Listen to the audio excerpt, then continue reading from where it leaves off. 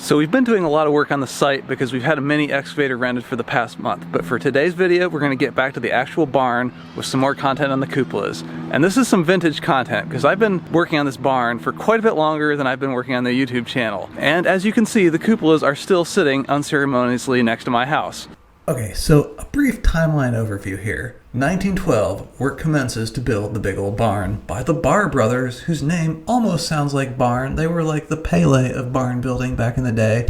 1914, the barn is finished, according to my boy at the Huber Heights Historical whatever. And that's the same year World War I begins. And so history ensues, the Great Depression, World War II, the McRib debuts, and fast forward up to recent events. We got our Mortimer Ichabod pen tool here. Anybody remember Mortimer Ichabod Marker and that guy who, never mind. Okay, June 21st, 2017. Chris and Jing complete the purchase of the Bicentennial Barn, having no idea whatsoever what they're getting into. And some floundering ensues. By 2018, we've basically established feasibility. We got our designers and engineers all hired. 2019, we've got our permit set ready for application, more or less, but we realized we need to fix the main barn roof because we're going to have major water damage. We decided to go ahead and do it to the exact specifications of the architect and engineers, and they're just going to mark it as an existing feature because it's already done when they submit for the permit.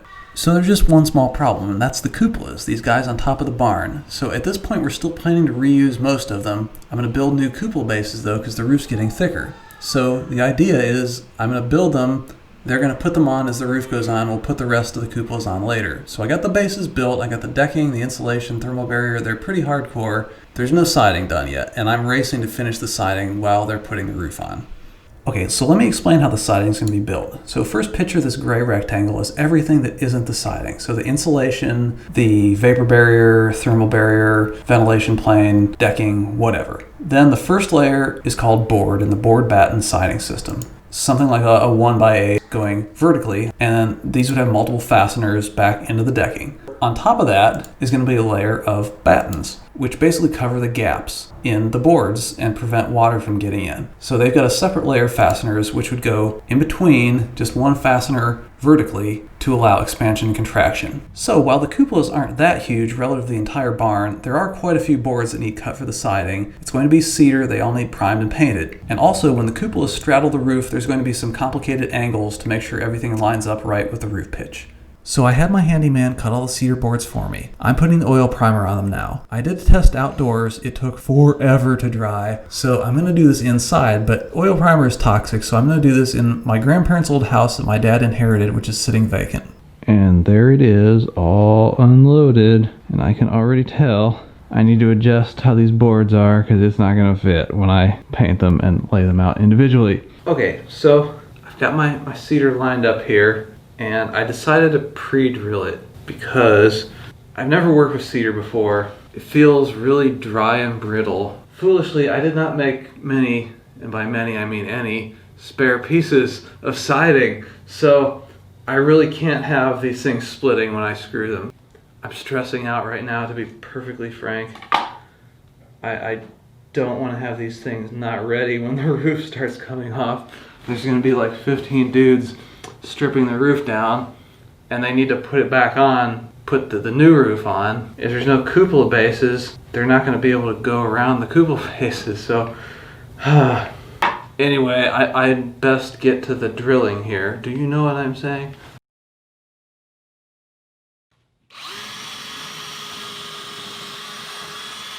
So I marked and pre-drilled every single hole for every single screw to put every single cedar board on every single side of every single cupola. And I'm working in my grandparents' old house, and I'm finding these toys that used to be mine from like 35 years ago. And I'm getting emo in the middle of the night while trying to work. It reminds me of architecture studio. In the middle of the night, working on some arts and crafts, basically, is what you do in architecture studio.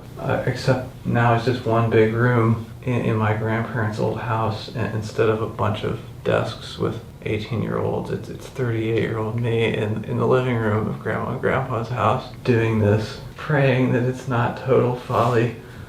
Well, that's yet to be determined, but the 40-year-old me narrator has pretty well gotten past the fear part of this project. I had this when I first got into flipping houses too, and I think it stops a lot of people from getting into it, is you're investing a huge portion of your total income to jump into this. And you will have moments of intense fear and anxiety, especially in the middle of the night. You wake up, particularly when you're on contract to buy the property but you haven't bought it yet. You have to just deep breath, turn off brain as best you can, trust the decisions you made when you were thinking about this, and basically just look your fear in the face and pass through it, and the next time you will not have it, at least not as much, and eventually you'll get over it. And eventually you'll even get your cedar boards all primed, and this happened over several days. I'm speeding it up quite a bit. The next step is to paint them after they're dry. I'm painting my boards now. You know, Sherwin-Williams Emerald is, if I may say so, the shit. Like, you can put an entire roller onto one of these little boards and it does not drip once, which is kind of not good because I'm just blowing through all my paint right now.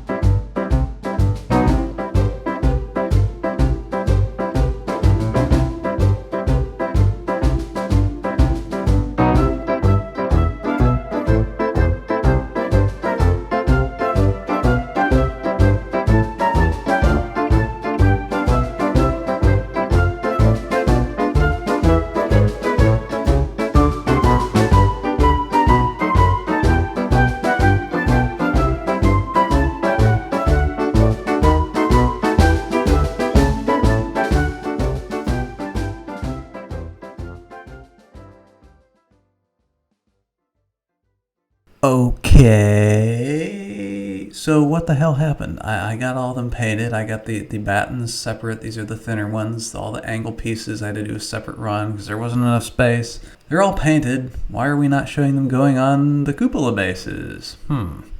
So as you may recall from a previous video, we tried to remove the old cupolas to restore them on the ground. But as soon as we started taking the metal attachments off, the old rotted wood basically collapsed on itself. They proceeded to nosedive off the building into the dirt. That's not good. So, I don't want to see the old cupolas get destroyed. I mean, they're awesome. If I can't use them as cupolas, I'm going to use them as something else, like a light or who knows. I'll just keep them on display in the little barn next to the covered wagon.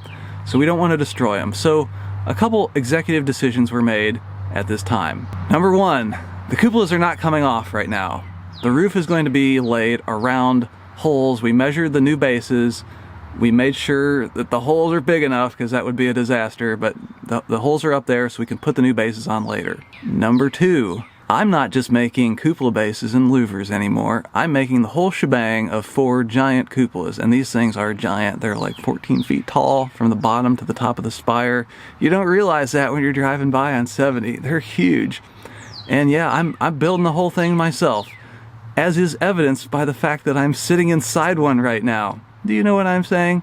So anyway, at some point in the not very distant future, we're gonna have a crane, like a 150-foot crane, and a dude who actually knows how to drive the 150-foot crane on site to remove the 2 remaining old cupolas without damaging them, and then also put on new bases and new cupolas all in one day. So that's gonna be a fun day. Yes, and it's probably going to happen in the next couple weeks, definitely the next month or 2, depending on exactly the siding schedule. So, a lot going on right here now. Please help us out as best you can, share the channel, like the videos. I mean, we're focusing on this channel a bit more than we planned because, I mean, the wedding industry, we want to do a wedding barn, but the wedding industry is completely hosed from COVID right now.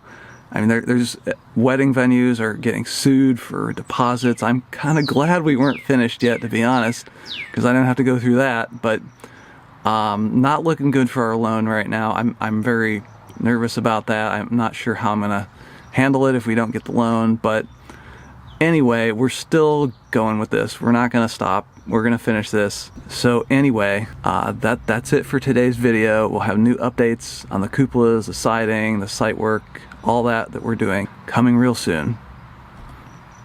Peace.